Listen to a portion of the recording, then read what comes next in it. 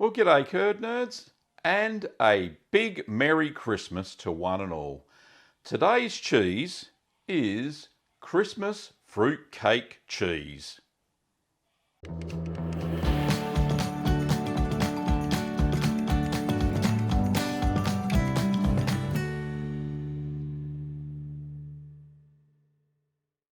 So this is a nice simple Christmas cheese that you can make. I've based the recipe very loosely on Queso Fresco, which is a fresh cheese that's pressed, and you can make so many different variations with it. So in this cheese is what you would typically put in a Christmas fruit cake.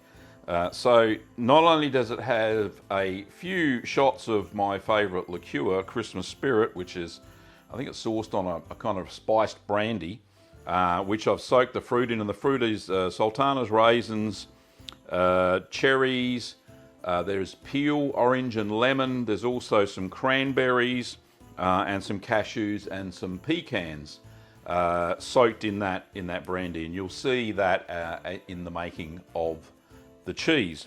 And a big thanks goes out to Kim, my lovely wife, who gave me the inspiration for this cheese. She suggested, why don't you make a Christmas themed cheese?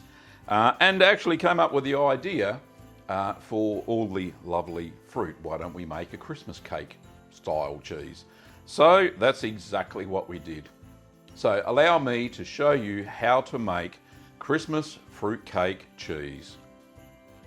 So first of all, don't forget to sanitize your equipment. I'm just boiling mine for 15 minutes.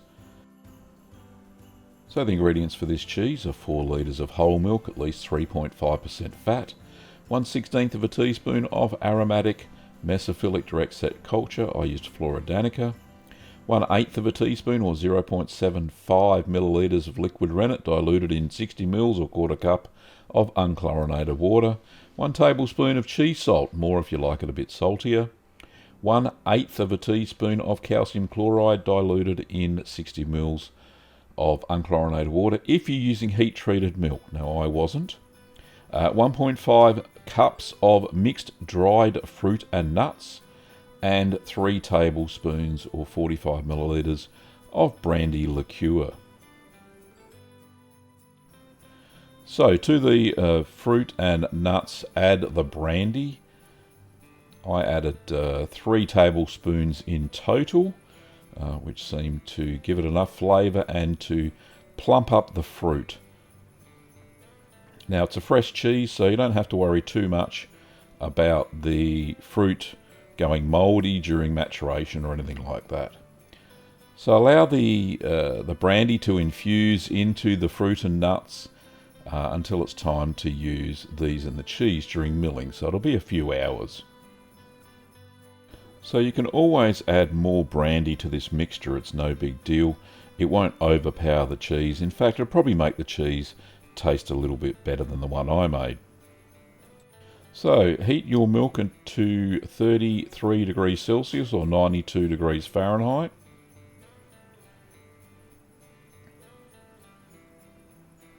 And then turn the heat off. And if you are using pasteurised milk, then add the calcium chloride. In this case, I'm not using pasteurised milk.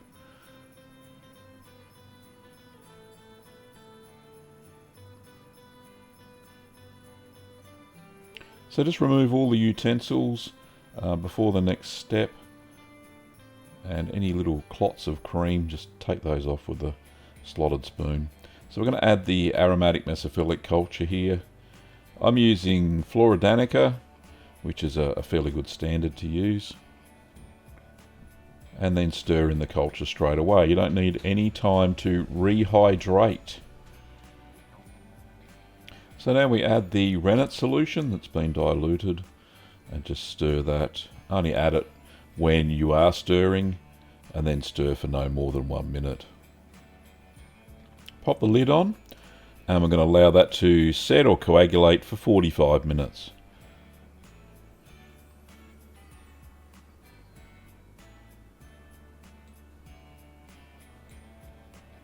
So 45 minutes later, just check for a clean break. And yep, that's a pretty good one. That'll do.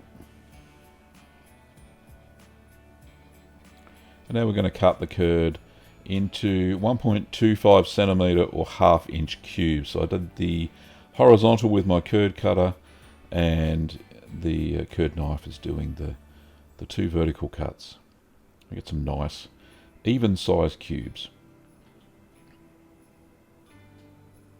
Now allow the curds to heal for 5 minutes.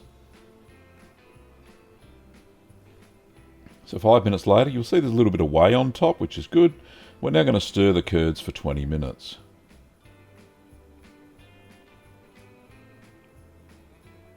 Now during that stirring time, just slowly heat the curds to 35 Celsius or 95 degrees Fahrenheit. And you can see they've shrunk a fair bit there.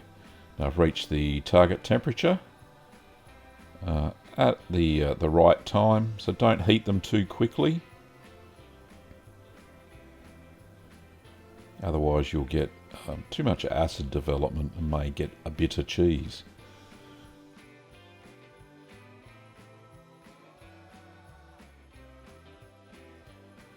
Okay, so that's the end of the 20-minute stirring.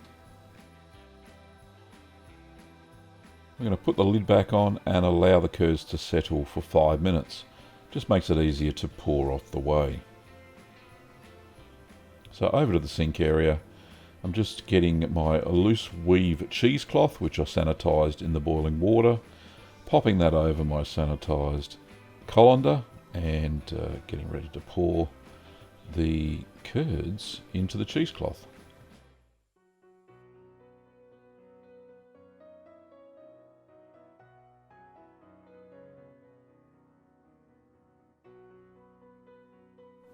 So you don't let that drain very much, just enough so the whey stops free flowing, and then you transfer the curds back into the pot.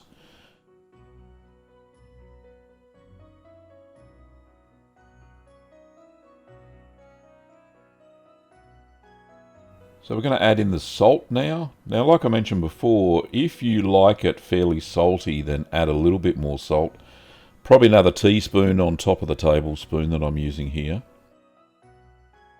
But yeah, if you like it fairly mild, then just use the 1 tablespoon. So just sprinkle that over the curds and then gently mill that in.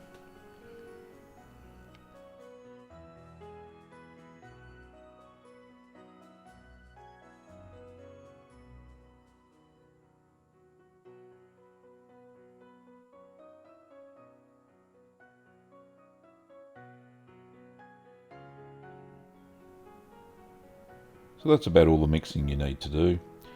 And now we're going to get the fruit and nut mix. So add 3/4 of the brandy soaked fruit and nut mixture to the curds and mix well. So save 1/4 of the mixture. We're going to need that to make the top of the cheese look beautiful. So I've added a little bit of the liquid in there with that spoon as well. So just give that a good mix through. Now if you want to put a little bit more brandy liqueur, then I think that would be okay. Like I said, I only used 3 tablespoons. But it would be at this stage, if you want to flavour the curds a little bit more, that you could add some more brandy, or whatever liqueur of your choice. So we're going to pop that back onto the double boiler just to maintain the temperature of the curds at 35 Celsius or 95 Fahrenheit for 30 minutes. Just lets a little bit more whey expel. Remember, this is a fresh cheese.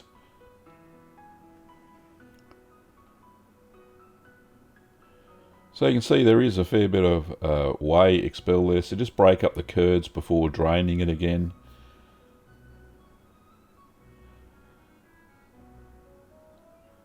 Just so it's a bit loose.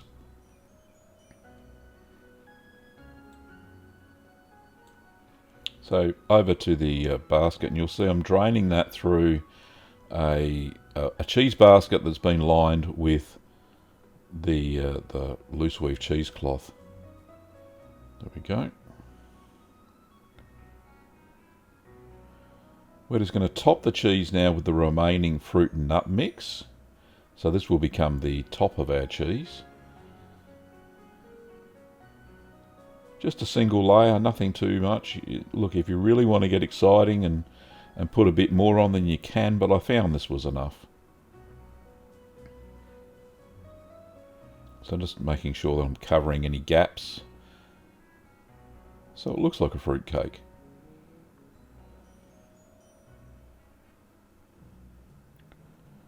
Okay, now that's done. We just put the cloth over the top of the cheese, put the follower on top, and press at 16 kilograms or 35 pounds for 1 hour.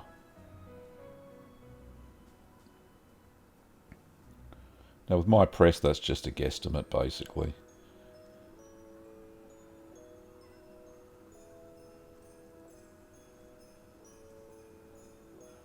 So we leave that.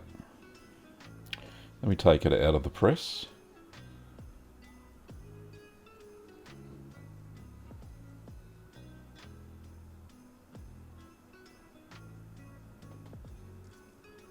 And just be gentle, make sure that it has formed into the cheesy shape you're after.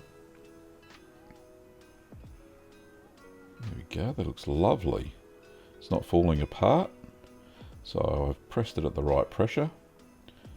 A few little bits of cheese there that snacks, nice. Okay, there it is in all its glory after the first pressing. You'll notice it's got some little burrs on the edges where the follower quite didn't touch the cheese, so we'll fix that up after we turn that over. So we're going to carefully turn the cheese now. Make sure it doesn't stick to the cheesecloth, just flip it over. And I didn't find any of the fruit came off, they were actually embedded in the cheese, so that was good. And then just repress that at the same pressure for 2 hours this time.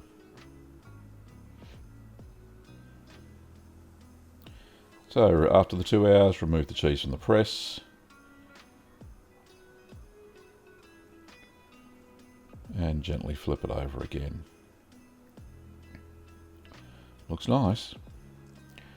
Okay, back into the basket, follower on top, and press it at the same pressure for the final 3 hours.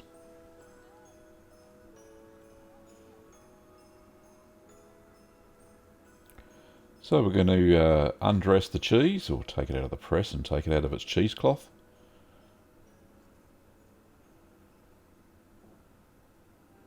And I've just put it on a drying mat there. Now pop it in a ripening box for 2 days at 4 degrees Celsius or 39 degrees Fahrenheit. This just lets the flavours develop a little bit, and a bit of the sugar of the fruit goes through the cheese. Doesn't that look amazing? So that was how we made the cheese. Fairly simple. Made in a day. Now I've let it sit in a ripening box for 2 days, just in the kitchen fridge, for a little bit more flavour. Hopefully some of the starter cultures have started to eat a little bit of lactose, because there's going to be a fair bit of sugar in there from the dried fruits. I don't want it too sweet, but I don't want it too cheesy, I suppose.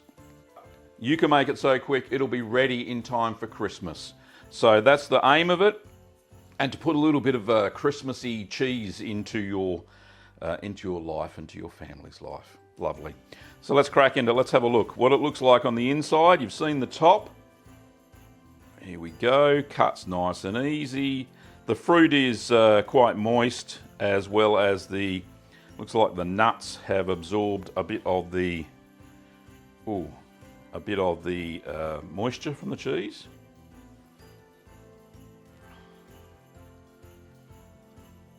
There's a bit of fruit dragged through, but that's okay. And that looks very nice.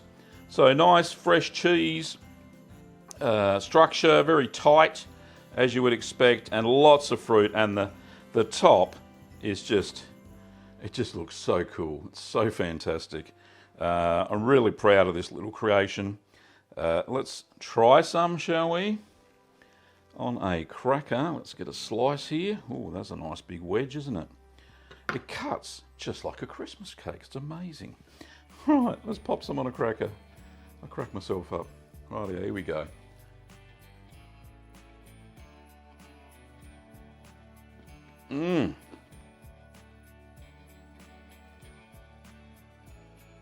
A little bit salty, a little bit sweet.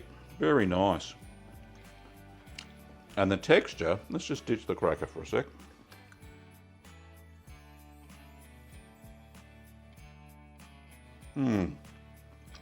Oh, that's nice, just by itself actually. The fruit and nuts all the way through. So good. This cheese will be a hit on Christmas Day, I guarantee it. So nice. If you don't want to wait for a Christmas pudding or a Christmas cake and all the effort it takes to make it, why not give this a go? Christmas fruit cake cheese. Tell you what, it's a hit. Very simple to make. But it is delicious. Absolutely delicious. Great cheese. That's a very nice cheese. If you're into fruit infused or fruit inspired sorts of cheese with, you know, less emphasis, I suppose, on the cheese flavour, then this fresh cheese is perfect to serve up at Christmas Day. I think it'll be a big hit, that's for sure. I'd just like to take this opportunity to say thank you for all of the support for Kim and I and our family. During 2020, it's been one heck of a year, especially with Kim's treatment, ongoing treatment, and all the crazy things that have happened around here, including the loss of our dog, Teddy. But yeah, onwards and upwards, 2021 is going to be a fantastic year on the Cheese Channel. I can just feel it in my cheesy bones. Hope you enjoyed the video, and just in time for Christmas, of course. And of course, I'm dressed like Santa, just because. If you enjoyed the video, please give it a big thumbs up. And if you haven't already subscribed, then please do so, and you'll be notified when new cheesy content comes out on the channel. Don't miss out. 2021 is going to be a big year, that's for sure, on the Cheese Channel. Well, thanks for watching, Curd Nerds, and a Merry Christmas or Happy Holiday Season to one and all. See you later.